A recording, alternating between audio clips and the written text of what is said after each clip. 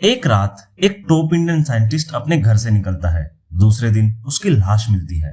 Police बोलती है ये एक एक्सीडेंट था। मीडिया चिल्लाती है ये एक स्पाई स्कैंडल है। और पर्दे के पीछे एक बड़े देश की एजेंसी खुश हो रही होती है, क्योंकि भारत का स्पेस प्रोग्राम बर्बाद हो चुका था। ये कहानी है इंडियाज फॉरगॉटन स्पेस वॉर की। एक ऐसी कहानी जो टेक्स्ट बुक में नहीं मिलती, पर जिसने भारत के स्पेस प्रोग्राम को 20 साल पीछे धकेल दिया। और अगर ऐसा ना होता तो आज इसरो नासा के बराबर होता। दोस्तों, इंडिया का स्पेस प्रोग्राम हमेशा एक सॉफ्ट पावर रहा है। 1970s से 1980s के बीच इसरो क्रायोजेनिक इंजन पर काम कर रहा था, जिससे भारत अपना इंडिजीनियस सैटेलाइट लॉन्च सिस्टम बनाता। लेकिन वर्ल्ड पावर्स, स्पेशली यूएस और यूरोप, नहीं चाहते थे कि इंडिया स्पेस में इंडिपेंडेंट बने। और इसी दौरान एक स्पाई स्कैंडल फूटा। साइंटिस्ट पर झूठे चार्जेस, उनका टॉर्चर, उनके करियर बर्बाद और एक साइंटिस्ट की मिस्टीरियस डेथ। ये था इंडिया का छुपा हुआ वॉर। 1980s में इसरो रैपिड ग्रोथ कर रहा था। एसएलवी और पीएसएलवी प्रोजेक्ट्स सक्सेसफुल हो रहे थे। भारत ने डिसाइड किया कि अब क्रायोजेनिक इंजन बनाएंगे, एक ऐसी टेक्नोलॉजी जो सिर्फ अमेरिका, रशिया और फ्रांस के पास थी। क्रायोजेनिक इंजन का यूज कम्युनिकेशन सैटेलाइट और दूसरे पेलोड को लॉन्च करने में, डीप स्पेस मिशंस में, ह्यूमन स्पेस फ्लाइट मिशंस में और डिफेंस मिसाइल प्रोग्राम में भी होता है।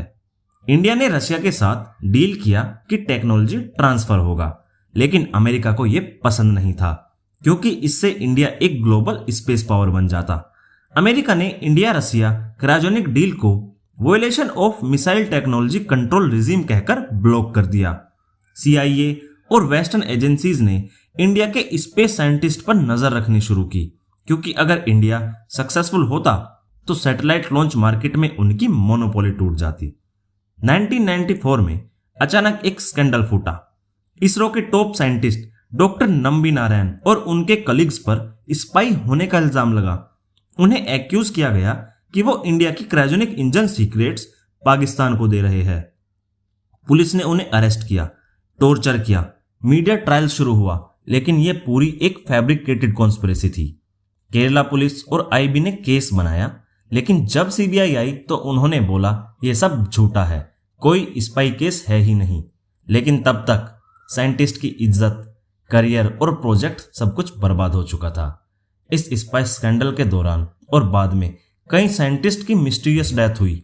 2009 में इसरो साइंटिस्ट एस सुरेश बाबू अपने फ्लैट में डेड मिले। 2010 में इसरो साइंटिस्ट महालिंगम की लाश सस्पिशियस कंडीशन में मिली। 2013 में और भी साइंटिस्ट की सस्पिशियस डेथ रिपोर्ट हुई और सभी साइंटिस्ट क्रायोजेनिक डिवीजन में काम कर रहे थे। मीडिया ने इसे इसरो साइंटिस्ट डेथ मिस्ट्री नाम दिया। क्या ये सब नेचुरल डेथ थी या किसी एजेंसी ने सिस्टमैटिकली एलिमिनेट किया? एविडेंस डायरेक्टली प्रूव नहीं करते, लेकिन पैटर्न एकदम क्लियर है। नंबी नारायण को 1994 में जब अरेस्ट किया गया, उन्हें ब्रूटल टॉर्चर किया गया, उनसे फोर्सफुली कन्फेशन कराया गया, लेकिन उन्होंने बोला मैं देशद्रोही नहीं, मैं साइंटिस्ट हूं।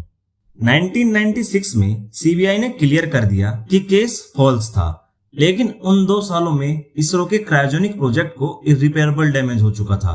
भारत को रशिया से भी हेल्प नहीं मिल पाई और प्रोजेक्ट डिले होता गया। अगर 1990s में क्रायोजेनिक इंजन प्रोजेक्ट सक्सेसफुल होता तो इंडिया 2000 में ही नासा और स्पेस एक्स के कंपटीशन में होता, लेकिन इन सब चीजों की वजह से भारत 20 साल पीछे चला गया। 2014 में आके इसरो ने अपना इंडिजीनियस क्रायोजेनिक इंजन टेस्ट किया। सोचो, अगर ये डिले ना होता तो भारत अब तक कमर्शियल सैटेलाइट लॉन्चेस का लीडर होता। 1990s में कांग्रेस और सीपीआई गवर्नमेंट पर यह ब्लेम आया कि उन्होंने फॉरेन प्रेशर में आके अपने ही साइंटिस्ट को फंसा दिया। बहुत से केसेस सस्पिशियस रहे। साइंटिस्ट फोन ड्रोन इन लेक, कुछ लोगों को सुसाइड डिक्लेयर कर दिया गया बिना प्रॉपर इन्वेस्टिगेशन के। मीडिया में शोर हुआ, लेकिन केसेस दबा दिए गए।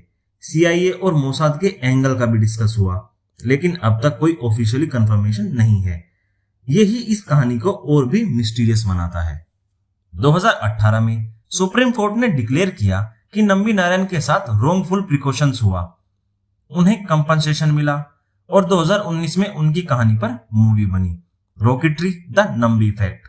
लेकिन सोचो, एक साइंटिस्ट जिसे अपना देश गद्दार बोलता था और बाद में उसे हीरो बनाता है, कितना बड़ा ट्रॉमा रहा होगा।